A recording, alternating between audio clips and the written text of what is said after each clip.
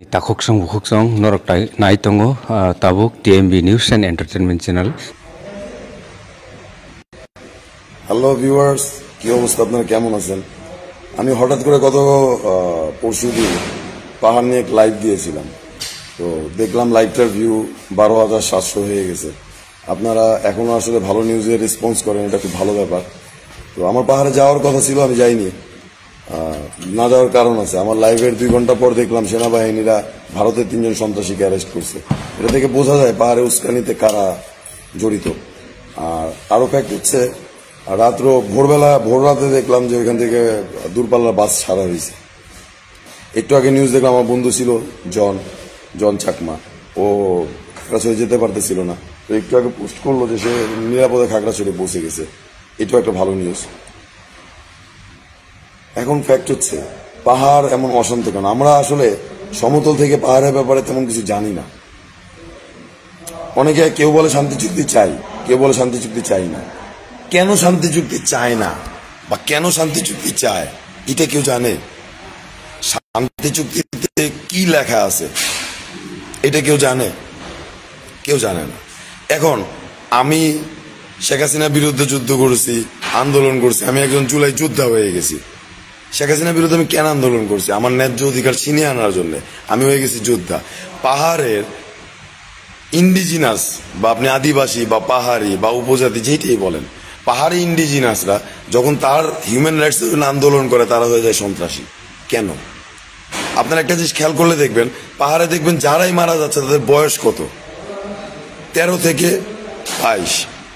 পাহাড়ে যে ওই পত্রিকা আসে দেখবেন যে ইউপিডিএফ এর সন্ত্রাসী মারা গেছে, জেএসএস এর সন্ত্রাসী মারা গেছে বা সংস্কারের সন্ত্রাসী মারা গেছে, এদের বয়স কত কখনো দেখছেন খেয়াল করে? 13 থেকে 22 বছর বয়স এদের। এরা সন্ত্রাসী না আমি এটা বলবো না, সন্ত্রাসী আমি এইটাও বলবো না, কিন্তু ফ্যাক্ট হচ্ছে এই বয়সীরাই কেন মারা যাচ্ছে? যাদেরকে আপনারা মূলত শান্তি বাহিনী বলেন, পাহাড়ি সন্ত্রাসী বলেন, তাদের বয়স তো এমন না। শান্তি বাহিনী তো গঠন হয়েছে 1972 সালে, যখন মানবেন্দ্র লারমা বাংলাদেশ পার্লামেন্ট থেকে চলে গেল। শেখ মুজিব গিয়ে পাহাড়ে বলল যে তোমাদের প্রমোশন দিলাম, তোমরা বাঙালি হয়ে যাও। আরে ভাই, বাঙালি মানে আপনার আমার কাছে কি? আপনি একটা জিনিস ভেবে দেখেন, আমরা 2024 সালে যুদ্ধ করছি, তুমি কে আমি কে, বাঙালি বাঙালি, তুমি কে আমি কে, রাজাকার রাজাকার। তার মানে কি বোঝেন? তার মানে বাঙালি শব্দটার প্রকৃত অর্থ এখন আপনি আমি বুঝি না। 2024 সালে এসে আমরা বাঙালি অর্থ বুঝি না। তো পাহাড়ের অশিক্ষিত জনগোষ্ঠী 1972 সালে কিভাবে বাঙালি শব্দের অর্থ বুঝবে? শেখ মুজিবুর রহমান গিয়ে বলে আসছে তোমাদের প্রমোশন দিয়ে বাঙালি করে দিলাম। বাঙালি মানে কি জানেন? বাঙালি মানে বাঙালি মুসলিম, বাঙালি মানে বড়ুয়া, এরা হিন্দু সনাতন ধর্মী। এখন পাহাড়ি যে আদিবাসী জনগোষ্ঠী বলেন, আপনি পাহাড়ি জনগোষ্ঠী বলেন বা উপজাতি জনগোষ্ঠী বলেন বা ক্ষুদ্র নৃগোষ্ঠী বলেন, সহজ ভাষা ইন্ডিজিনাস। পাহাড়ের ইন্ডিজিনাস সম্প্রদায় তারা বেশিরভাগই ছিল বৌদ্ধ। এখন সে কি তার বৌদ্ধ ধর্ম ত্যাগ করে ওই বাঙালি বড়ুয়া হয়ে যাবে, হিন্দু হবে, বাঙালি মুসলিম হবে? হবে না। তখন থেকেই দ্বন্দ্ব চলতেছে। স্বাধীনতা যুদ্ধের পর পাহাড়ের যে জিনিসটা অনেকে বলে তারা ভারতের দোষর বা কেউ বলে তারা পাকিস্তানের দোষর, আসলে ফ্যাক্ট কি? ফ্যাক্টে আমি আপনাদেরকে বলি, ব্রিটিশরা পাহাড় দখল করতে পারে নাই। 1900 সালে ব্রিটিশরা পাহাড়ে একটা আইন তৈরি করে দিয়ে যায়, ভূমি আইন। এই 2025 সালে এসেও এখনো পাহাড় সে 1900 সালে ভূমি আইন দিয়েই চলতেছে। 1 2 নম্বর সমস্যা দেখেন, 1971 সালে যখন বাংলাদেশ স্বাধীন হইল, তখন পাহাড়ের কিছু নেতাকর্মীরা চলে গেল মোহাম্মদ জিন্নার কাছে। জিন্না তখন পাহাড়ি এই নেতাকর্মীদের একসেপ্ট করে নাই। সেই সময়ে রাজার দেবাশিস চক্রবর্তীর বাবা, উনি ভারতের পতাকা উত্তোলন করলো ওনার বাড়িতে, খুব সম্ভবত, আমি কনফার্ম বলতেছি না, খুব সম্ভবত উনি ভারতীয় পতাকা উত্তোলন করলো। পরবর্তীতে পাহাড়ি জনগোষ্ঠীর অনেক নেতা আছে, যেমন মানবেন্দ্র লারমা, সন্তু লারমা, উপেন্দ্র চাকমা, এরা যুদ্ধ করলো। স্বাধীনতা যুদ্ধের পরে যখন দেশ স্বাধীন হলো, তখন পাহাড়ি নেতারা আমাদের সাথে মিলে গেল। পাহাড়ের মানবেন্দ্র লারমা, যাকে বলা হয় এমএন লারমা, এমএন লারমার জন্মদিন ঢাকাতেও উদযাপিত হয়, ওনার মৃত্যুবার্ষিকী উদযাপিত হয়, কিন্তু এমএন লারমাকে আমরা কিন্তু এটা জানি না। এমএন লারমা তৎকালীন পাহাড়ের এমপি ছিলেন, পার্লামেন্ট মেম্বার। কার পার্লামেন্টের মেম্বার ছিলেন? শেখ মুজিবের।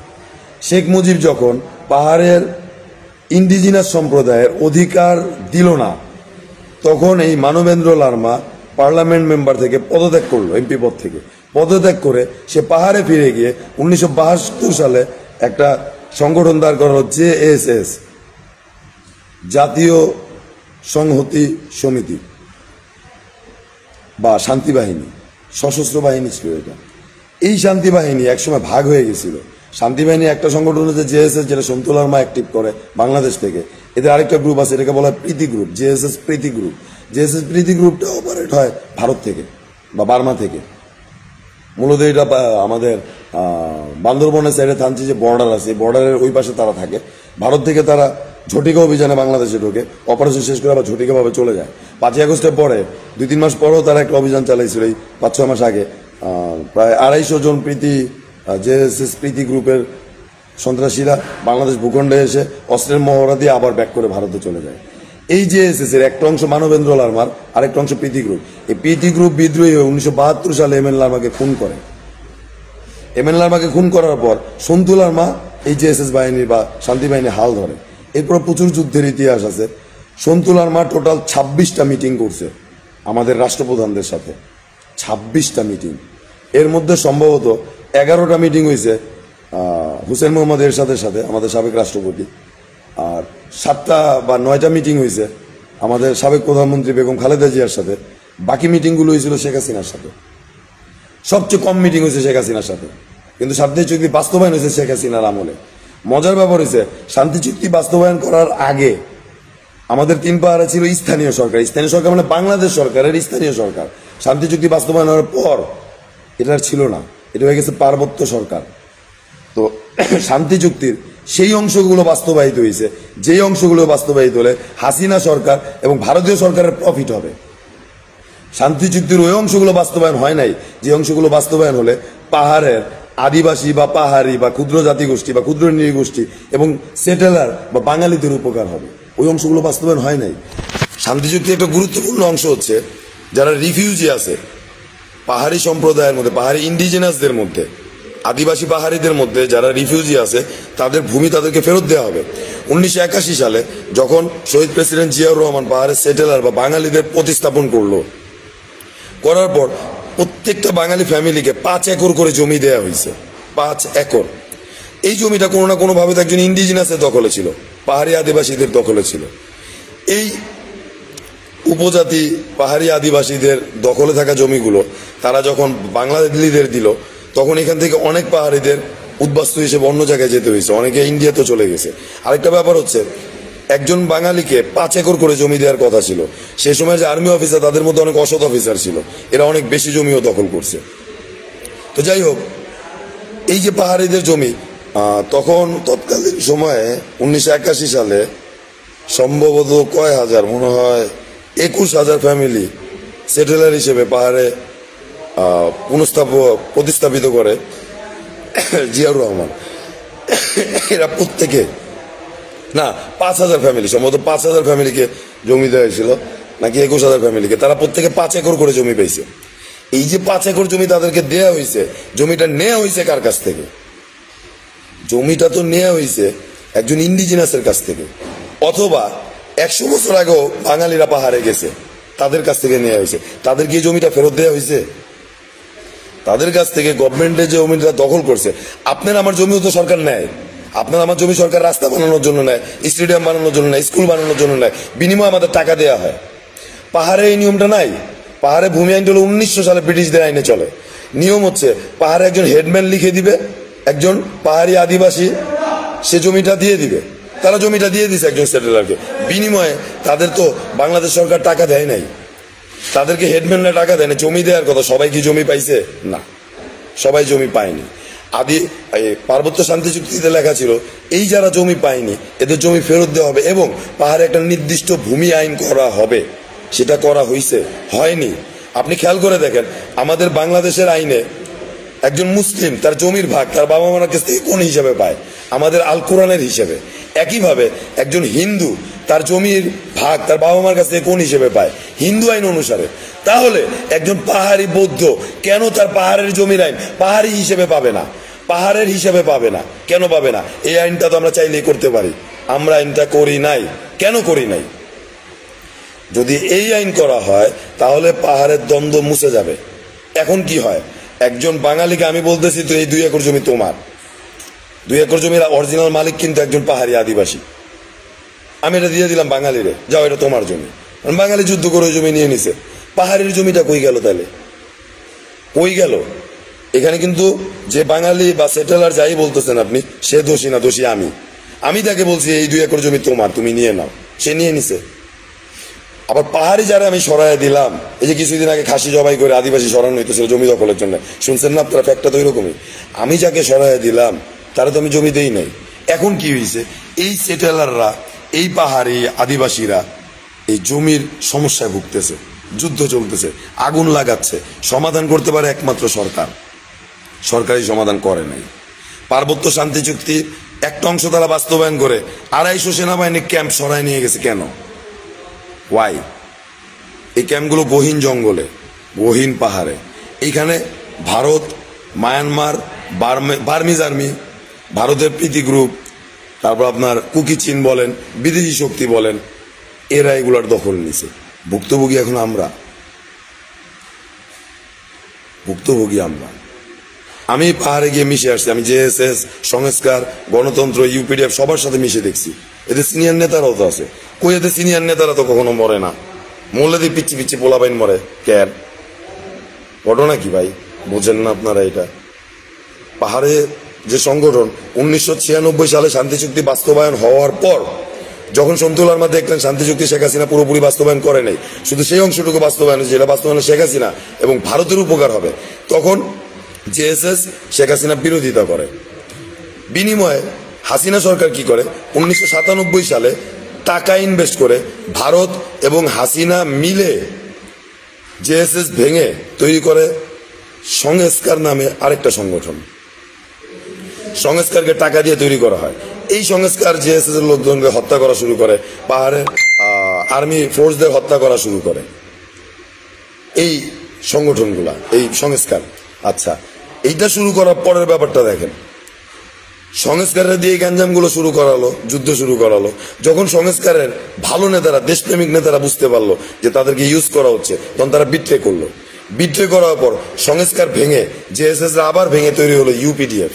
না সরি, ওই জেএসএস ভেঙে তৈরি হয়েছে ইউপিডিএফ।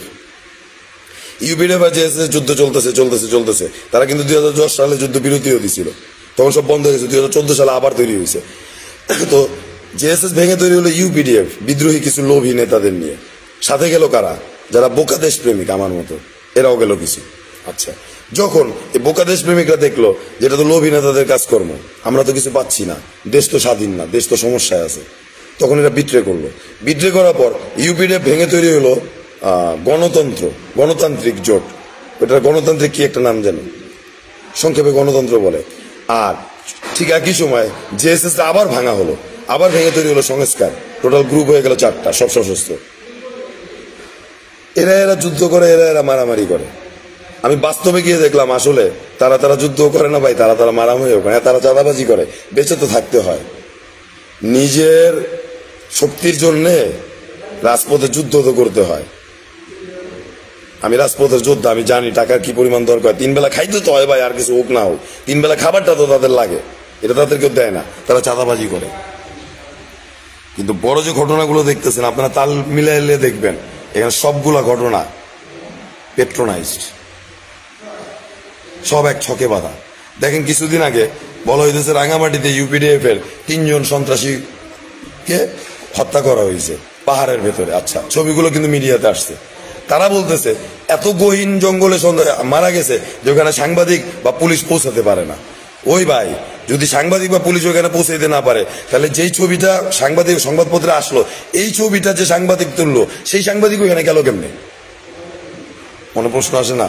তো ভাই পাহাড়, আমি বলবো এখানে পাহাড়ি সংগঠনগুলো, পাহাড়ের ব্যাপারে আমরা তেমন কিচ্ছু জানি না ভাই। আমি পাহাড়ে গিয়ে আসছি, পাহাড়ের কতিপয় নেতারা ধনী, হেডম্যানরা ধনী, বাঙালিও কতিপয় নেতা ধনী, কিন্তু গরিব, আপনি আদিবাসী বলেন, আপনি পাহাড়ি বলেন, আপনি উপজাতি বলেন, এরা ভালো নাই, এরা খুবই খারাপ অবস্থানে আছে।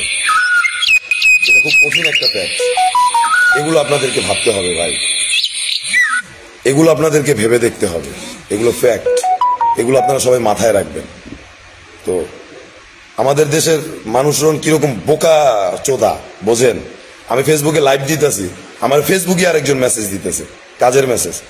সে বোকাচোদা দেখতেছেন আমি ফেসবুকে লাইভে আছি। এদের নিয়ে আমরা দেশ ঠিক করি। কিন্তু ইন্টেলেকচুয়াল যে আমার ফোন দিতেছে সে একজন মোস্ট ইন্টেলেকচুয়াল পার্সন। সে শিল্পীদের সাথে চলে, তার কবি সাহিত্যিক বুদ্ধিজীবীদের সাথে আড্ডা। তো বোকাচোদা দেখতেছেন আমি ফেসবুকে লাইভ দিতেছি, সে আমার ফেসবুকে মেসেজ দিয়ে আমার ফেসবুকে কল দিতেছে। এরা বাংলাদেশ চালায় এখন, বোঝেন? এই বোকাচোদারা বাংলাদেশ চালায়। এদের শেষ করেন ভাই। আপনার অধিকার আপনি বুঝে নেন। পাহাড় নিয়ে আন্দাজে কথা বললেন না। পাহাড়ের প্রত্যেকটা গরিব মানুষ না খেয়ে আছে, কষ্টে আছে। আমাদের তাদের পাশে দাঁড়াতে হবে। আপনারা আমার প্রশ্ন করেন, আমি উত্তর দিব। যে যেই জায়গার কথা বলেন, গ্যাঞ্জামগুলো কারা বাধা রাখছে আমি জানি। এই গ্যাঞ্জামের মূলত হলো রাশেদ খান মেনন, শেখ হাসিনার চামচা। এগুলো ঠিক হয়ে যাবে। আপনারা পাহাড়িদের পাশে থাকেন। আমি আস্তে আস্তে পার্বত্য শান্তি চুক্তির কিছু ব্যাপার তুলে ধরবো, আপনারা এগুলো খেয়াল রেখেন, দেখবেন সবকিছু ঠিক আছে। সবাই ভালো থাকবেন, বাংলাদেশ ভালো থাক। বাংলাদেশ আর্মিকে ধন্যবাদ, তারা চমৎকার অবস্থান নিচ্ছে খাগড়াছড়িতে এই জন্য। আর আমি সেদিন কথাবার্তা অনেক স্ল্যাং ইউজ করছি, আসলে মেন্টালিটি থেকে চলে আসে ভাই। আমি দুঃখিত, আমি স্ল্যাং ইউজ করার জন্য লজ্জিত। আপনারা আমাকে ক্ষমা করে দিবেন। সবাই ভালো থাকবেন, ধন্যবাদ।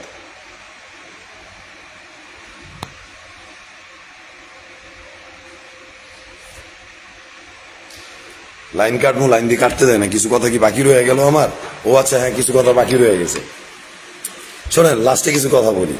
আমি পাহাড় নিয়ে ডক্টর মোহাম্মদ ইউনূস নিয়ে কথা বলার পর খেয়াল করলাম সাংবাদিক ইলিয়াস, তারপরে পিনাকি ভট্টাচার্য, আমার দোস্ত কবি ফরহাদ মাজার, এরা প্রত্যেকে এদের নিয়ে বলছে। আমার বন্ধু আমাদের তারেক রহমান, আমজনতার দলের, যাকে আপনারা আমতারেক বলেন, তারেক ভাইও পাহাড় নিয়ে অনেকগুলো লাইভ দিছে। তো আমি সবাইকে ধন্যবাদ জানাই, বিশেষ করে পিনাকি, ইলিয়াস এবং কবি ফরহাদ মাজার।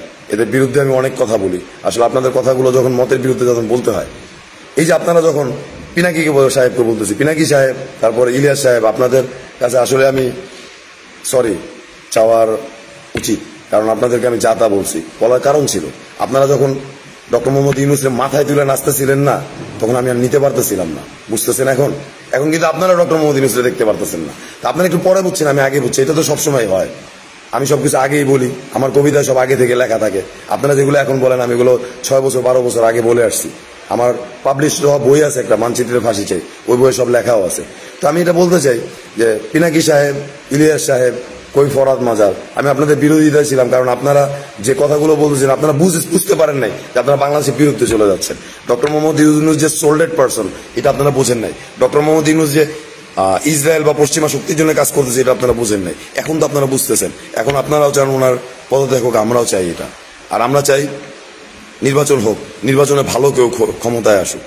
আমরা ফ্রেশ কাউরে ক্ষমতায় চাই।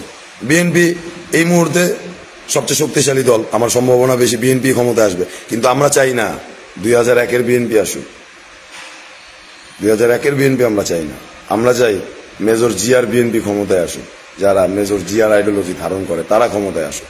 তো পিনাকি সাহেব ভালো থাকবেন, ইলিয়াস সাহেব ভালো থাকবেন, কবি ফরহাদ মাজার ভালো থাকবেন। আমরা একসাথে আছি এবং ইনশাআল্লাহ আমরা বেঁচে থাকতে ডক্টর মোহাম্মদ ইউনূসের মতন সোল্ডেড পার্সন আমাদের দেশে 1 চামচ মাটিও নিতে পারবে না। জবান দিলাম। বাংলাদেশ জিন্দাবাদ, বাংলাদেশ দীর্ঘজীবী হোক, জয় বাংলা, ইনকিলাব জিন্দাবাদ। কি কইতে হবো সব কমু, সব আমাদের স্লোগান, আমরা কমু সব। বিদেশি কেউ চামচামি করতে পারবো না। সবাই ভালো থাকবেন।